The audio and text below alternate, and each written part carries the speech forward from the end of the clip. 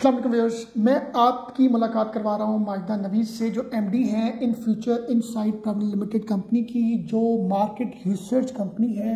आज के हम सेशन में इनसे जानेंगे कि हमारे मुल्क में मार्केट रिसर्च के ऊपर क्यों स्पेंडिंग नहीं की जाती और क्यों स्पेंडिंग करनी चाहिए। मार्केट रिसर्च के क्या बेनिफिट्स हैं, क्या स्कोप है, क्या उसकी नीड है, हम इनसे जानेंगे। अस्सलाम वालेकुम। जी वालेकुम। जी माजिदा, मैं आपसे जानना चाहता हूँ कि लोग अपनी बिजनेस में अपने इंफ्रास्ट्रक्चर के ऊपर, अपने वेयर हाउसिंग के ऊपर, अपने लॉजिस्टिक्स के ऊपर मिलियन में इन्वेस्ट करते हैं। रिसर्च के ऊपर जो है वो एक कहते हैं ना, एक रुपया भी लोग इन्वेस्ट करना समझते हैं कि ये कोई बेहतर चीज़ नहीं है। हम अपने स्टॉक के ऊपर इन्वेस्ट करें, अपनी मार्केटिंग के ऊपर इन्वेस्ट करें, तो इसके पीछे ये क्यों है इस तरह हमारी मार्केट में? देखिए, एक तो ये आप बिल्कुल सही कह रहे हैं, यही आयरनी है कि मतलब रिसर्च पे स्पेंड नहीं किया जाता। और जो सबसे बड़ा इख्तलाफ मुझे भी होता है कई दफ़ा कंपनी से कि वो इसको ना इन्वेस्टमेंट नहीं लेते, एक्सपेंस समझते हैं, जबकि actually research is an investment, क्योंकि उसने आपको इन्फॉर्म करना है। कई दफ़ा लोग हमें आज कहते हैं जी मेरे ब्रांड की सेल्स डाउन हो गई है। वो आज नहीं डाउन हुई, उसके जो उसका जो प्रोसेस था ना, वो 3 साल पहले शुरू हो चुका था, आपको आज नज़र आया है। तो अब आपने देखा होगा कि जो बड़ी कंपनीज जो रिसर्च को लेकर चलती हैं, उनके ब्रांड्स भी सस्टेनेबल ब्रांड्स होते हैं। उसकी वजह ये है कि आपको research from time to time inform कर रही होती है कि क्या चीज़ें फिक्स करने की ज़रूरत है। तो कोई भी ब्रांड या कोई भी सर्विस वन फाइन डे नहीं नीचे जाती। ज़ाहिर बात है, उसको एक हिस्टोरिकल ट्रेंड होता है, जिसको अगर आप साथ साथ मॉनिटर कर रहे हो तो आपको पता चल रहा होता है कि ब्रांड की हेल्थ जो है वो कहाँ इंपैक्ट हो रही है, हमें क्या करने की ज़रूरत है, कैसे उसको इम्प्रूव करें।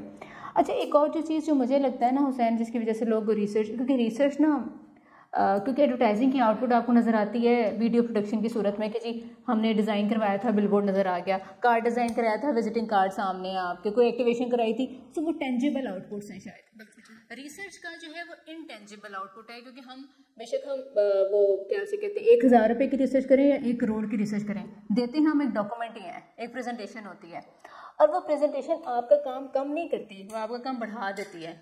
क्योंकि हम तो आपको ये बताएंगे कि कंज्यूमर क्या कह रहा है, आप कहाँ पे गलत कर रहे हैं, कहाँ पे आपको अब कैसे इम्प्रूव करना है, वो आपको फिर सोचना पड़ेगा। सो रिसर्च का सबसे बड़ा बेनिफिट है हुसैन, वो it brings the consumer to the heart of decision making.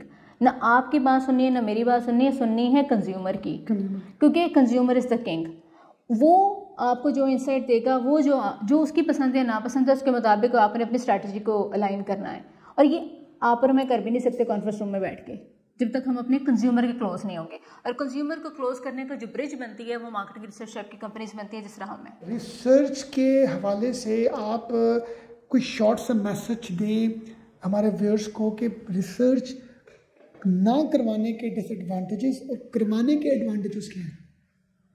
देखिए, एक तो जो सबसे बड़ा फ़ायदा है ना रिसर्च कराने का, वो ये है कि हम डेटा बेस्ड डिसीजंस कर रहे हैं, जिसमें हमारा कोई अपना कोई पर्सनल बायस नहीं है, राइट। और हम जो मार्केट की एक ओवरऑल ओपिनियन है, उसकी बेस के ऊपर जो है वो हम डिसीजन करें। सबसे बड़ा एडवांटेज रिसर्च का ये होता है। और जब आप रिसर्च नहीं कर रहे, तो फिर ज़ाहिर बात है, फिर तो आपकी गट फील है, आपको क्या पसंद है और आपको क्या नापसंद है। मुझे एक दफ़ा किसी क्लाइंट ने कहा कि जी नहीं, ये वाली ऐड कामयाब होनी चाहिए क्योंकि सेठ साहब को ये पसंद है। ठीक हो गया। लेकिन अब देखिए उसमें रिस्क कितना बड़ा है, क्योंकि वो एक बंदे की चॉइस के ऊपर डिसीजन हो रहा है, लेकिन आपका पूरा ब्रांड उसके ऊपर खड़ा हुआ है। अब कई दफ़ा आपने भी देखा होगा एज ए कंज्यूमर हुसैन की कुछ एड्स होती हैं ना, हमें ऐसा लगता है यार ये किसके लिए बनाई गई हैं, ये हमें home there talking to relevancy नहीं डेवलप होती है एज अ कंज्यूमर। उसकी वजह ये होती है कि जब पूरी ऐड का जो कॉन्सेप्ट कंसीव हो रहा था, आइडिया कंसीव हो रहा था, उस टाइम आपने कंज्यूमर रिसर्च कराई नहीं, आपने देखा ही नहीं कंज्यूमर के बेनिफिट्स के बारे में बात करा, उसके जहन में उस ब्रांड की क्या पोजीशनिंग है, कौन से गैप्स हैं जिनके ऊपर आपको काम करने की ज़रूरत है, और वो मैसेज इफेक्टिवली कम्युनिकेट हो रहा है कि नहीं हो रहा। तो वो उस पॉइंट ऑफ व्यू से फिर वो डैमेज बड़ा होता है, वो छोटा नहीं होता, क्योंकि आपने पैसे भी करोड़ों लगा दिए होते हैं और फिर पता चलता है कि कैंपेन बन गई, उसका रिजल्ट ही नहीं आया, ट्रायल ही जनरेट नहीं हुआ। वो इसलिए नहीं हुआ क्योंकि आपने उसको ऑनर करने से पहले टेस्ट नहीं किया कि क्या हम जो मैसेज देना चाह रहे हैं, क्या वो कंज्यूमर को कम्युनिकेट भी हो रहा था कि नहीं हो रहा था। एक्चुअल में जो भी स्टूडेंट्स वगैरह होते हैं, उनकी अपनी भी रिसर्च नहीं होती कि मैं किस चीज़ के लिए फिट एंड हूँ। वो ये देखते हैं कि मेरा ये दोस्त या मेरा ये कज़न उसने यहाँ से पढ़ा, ये डिग्री ली है। तो नॉर्मली ये रिसर्च मैं आपके साथ शेयर कर रहा हूँ क्योंकि यूनिवर्सिटीज़ के साथ भी हमारी इंटरेक्शन रहती है, कंपनीज के साथ भी रहती है। तो हम अक्सर देखते हैं कि लोग जिस जॉब पर काम कर रहे होते हैं वो मिसफिट होते हैं क्योंकि एक्चुअल में उनकी अपनी रिसर्च नहीं होती। बिल्कुल बिल्कुल। तो रिसर्च तो मैं मतलब आपके साथ ये जो सेशन आपके साथ हुआ है मेरे लिए भी बड़ा एक नॉलेजफुल है कि रिसर्च हमारी ज़िंदगियों में हम जितनी ज़्यादा करेंगे उतने ही मतलब ग्रोथ के चांसेस हमारे बिल्कुल ब्राइट होंगे। बिल्कुल बिल्कुल। तो वही ना, यही हम उसको ले जाते हैं कि मतलब ये कॉम्प्लिकेटेड टॉपिक है। एक्चुअली कॉम्प्लिकेटेड नहीं, हम एक्चुअली डेली लाइफ में कर भी रहे हैं, सिर्फ उसको थोड़ा सा एक स्ट्रक्चर्ड वे में सोचने की उसके बारे में ज़रूरत है कि आप अपने आप को डेवलप करें। और एक जो और बड़ी इंपॉर्टेंट चीज़, जो एक स्किल डेवलप होता है ना वो एक रिसर्चर में, वो क्यूरोसिटी है।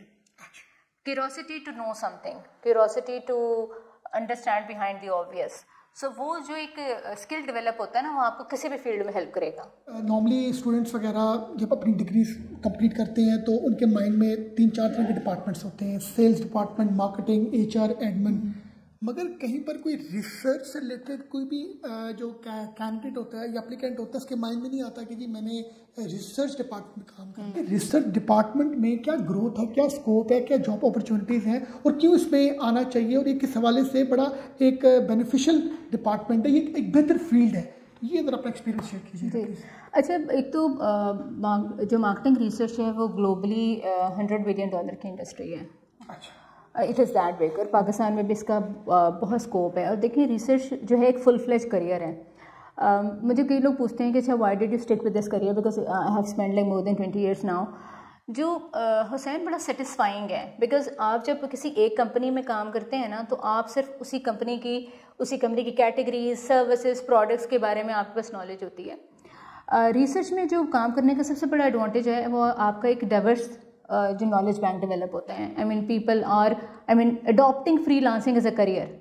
तो उसमें मार्केटिंग रिसर्च में एक स्ट्रक्चर्ड ऑर्गेनाइजेशन के साथ काम करना, वो तो डेफिनेटली आपके स्टार्ट में आपको 4-5 साल देने के लिए कि जिसमें आप फील्ड को अंडरस्टैंड करें, डाटा एनालिसिस कैसे होता है वो सब। लेकिन उसके बाद आप अपना आप यहाँ पे बैठ के इंटरनेशनली काम करें, आप अपना फ्रीलांसिंग में करियर बनाएं, वो सब भी पॉसिबल है। फिर उसके बाद देखें आजकल तो डाटा के ऊपर इतना काम हो रहा है, इवन जो बड़ी ऑर्गेनाइजेशंस हैं वो तो इसको सीरियसली ले भी रही हैं और वहाँ पर डिपार्टमेंट्स एग्जिस्ट भी करते हैं। तो वो डाटा एनालिस्ट बनना, बिजनेस एनालिस्ट बनना, बिग डाटा के ऊपर काम करना, आर्टिफिशियल इंटेलिजेंस की बहुत एप्लीकेशन। तो उस लिहाज से इस फील्ड में बहुत सारी ब्रांचेस अवेलेबल हैं और बहुत सारे स्कोप अवेलेबल है करियर के पॉइंट ऑफ व्यू से। चलिए, थैंक यू वेरी मच माहिदा, आपने बड़ा अच्छा हमें गाइड किया इम्पोर्टेंस और स्कोप ऑफ रिसर्च का। मैं उम्मीद करता हूँ कि हमारा प्रोग्राम व्यूअर्स के लिए इफेक्टिव हो, नॉलेजेबल हो। Thank you very much viewers, आपने हमें देखा। अल्लाह हाफ़िज़। Thank you very much. Thank you. Close कर दें जी, थकावट हो जाती है ना 10-15 मिनट्स के बाद।